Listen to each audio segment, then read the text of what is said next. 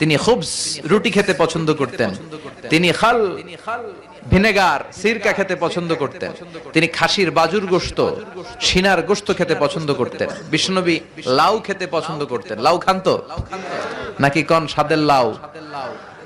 বানাইলো মোরে, আগা খাইলাম ডোগা খাইলাম, এগুলো বললেন না। বিসমিল্লাহ বলে খাবেন, খাওয়ার পরে কি পড়বেন? আলহামদুলিল্লাহ। লাউ খেতেন বিশ্বনবী। মাশরুম খেতেন। মাশরুম চিনেন? এখন ইদানিং মাশরুমের স্যুপ পাওয়া যায়, এটা চোখের জন্য বেশ ভালো।